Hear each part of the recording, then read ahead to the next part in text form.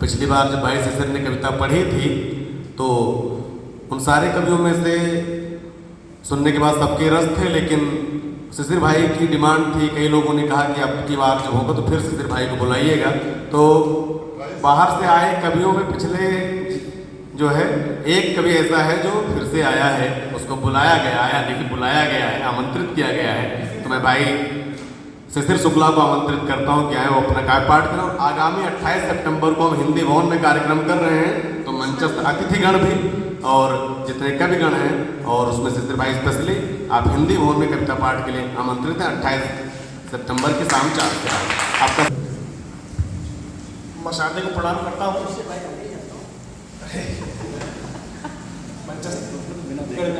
लोगों को प्रणाम करता हूँ, आप सभी की पावन उपस्थिति को प्रणाम करता हूँ। समय इतना बीत गया है कि इसमें अधिकतर कवि हैं, वही सोता है वही कवि भी है। आप सभी को पुनर्नमन करता हूँ। हिंदी दिवस का उपलक्ष्य है, बहुत अधिक बोलने की आवश्यकता नहीं, बहुत बोला भी जा चुका है। बस मैं प्रणाम करते हुए यही कहूँगा कि इतनी सारी भाषाओं, इतनी बोलियों को सितारों की तरह अपने आंचल में गाते हुए माँ भारती, माँ हिंदी तो हम सबको आशीर्वाद देती है, संस्कार देती है, उनको प्रणाम करता हूँ। और मैं अपना काव्य पाठ शुरू करता हूँ। चार पंक्तियाँ सुनाता हूँ, रोज के जो अपनी रोजमर्रा के जीवन के संघर्ष होते हैं वहाँ से कुछ पंक्तियाँ उठाता हूँ और सुनाता हूँ कि हर रोज मिल रहे जो सवालों का क्या करें, हर रोज मिल रहे जो सवालों का क्या करें, अंधेरे पूछते हैं उजालों का क्या करें, चल तो दिए हैं हम भी राह अपने मन की पर, चल तो दिए हैं हम भी राह अपने मन की पर, हर रोज लौटने के ख्यालों का क्या करें। और इस तरह में और सुनिए कि हद होगी तो होगा कि जंग हार जाएंगे, हद होगी तो होगा कि जंग हार जाएंगे, जिद फिर भी वही है कि एक बार जाएंगे। और किसने किनारों पर लिखे हैं गीत जीत के, किसने किनारों पर लिखे हैं गीत जीत के, उतरेंगे नदी में तभी उस पार जाएंगे।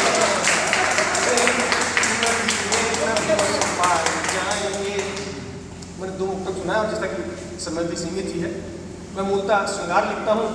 यहाँ मुझे लग नहीं रहा कि उसको सुनाना बहुत उचित होगा क्योंकि हमको हमारे मंचीय व्यवस्था में कहा जाता है कि एक आशिक होते हैं और एक भूतपूर्व वाले होते हैं। तो यहाँ अधिकतर भूतपूर्व वाले दिख रहे हैं, तो यहाँ सुनाना मुश्किल है। मैं सुनाता हूँ क्योंकि एक पलायन का विषय आया था और आप लोग तो आपकी वह हो गई कि स्टूडेंट्स के रूप में आप विद्यार्थियों के रूप में ही आए और शिक्षक हो गए हैं। हम भी यहाँ विद्यार्थी के रूप में आए, हमारे यहाँ बड़े बड़े विश्वविद्यालय हैं, वहाँ पर लोग विद्यार्थियों के रूप में आते हैं। और मैं वहाँ से मुक्तक सुनाता हूँ। कई लोग आते हैं वहाँ से और कुछ चेहरे होते हैं जैसे आप वादे करके आते हैं, मैं वहाँ से मुक्तक उठाता हूँ कि मेरी तस्वीर खींची गई तेरे बिन, मेरी तस्वीर खींची गई तेरे बिन, वो निशानी भी फेंकी गई तेरे बिन, सारी दुनिया मेरे बाद घूमी है तू, सारी दुनिया मेरे बाद घूमी है तू, मुझसे दिल्ली न देखी गई तेरे बिन, न देखी गई तेरे बिन। इसी तरह मैं एक और सुनाता हूँ कि जब अकेले ही चलना है फिर क्या चले, जब अकेले ही चलना है फिर क्या चले, और कब तक ये हमराह मिथ्या चले, और हम बनारस तो संग जा नहीं पाए पर, हम बनारस तो संग जा नहीं पाए पर, मान जाओ तो संग संग अयोध्या चले,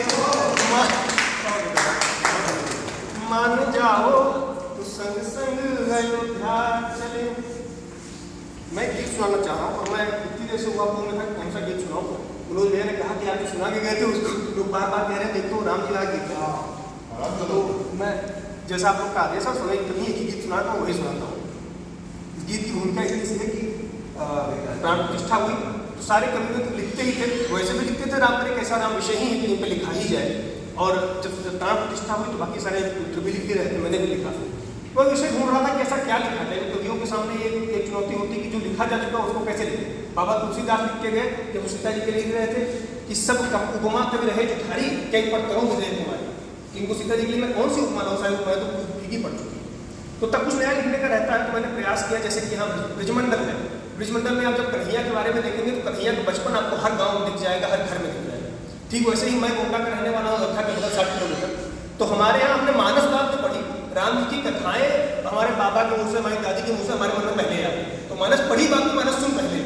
तो उस तरह से राम जी का हमारे यहाँ पूरे व्यवस्था में राम जी जुड़े हुए हैं। पर मेरे एक चिंतन का विषय था कि जिस प्रकार कन्हैया का बचपन इतना व्यापक है कि कम से कम हिंदी भाषी तो किसी भी क्षेत्र में कोई भी माँ को अपने बच्चे को कन्हैया लाल से जरूर बुलाती है, किंतु राम के विषय में हम जब देखते हैं तो वहाँ 5 वर्ष के बालक की मूर्ति स्थापित है। जो भगवान राम को 5 वर्ष के बालक के रूप में है, किंतु वो भी धनुष बाण लिए हुए, खेल नहीं रहे, कूद नहीं रहे। तो मैंने गीत लिखा, मैं उसके आसपास मैंने और उस गीत को प्रश्न उठाया और मैंने अंतिम मत में प्रयास किया कि मैं कहीं उत्तर दे सकूँ। मैं वहाँ शुरू करता हूँ कि राम ने किया प्राप्त सब कुछ मगर राम के इससे आया वो बचपन नहीं। गीत का मुखड़ा थोड़ा दूर रखते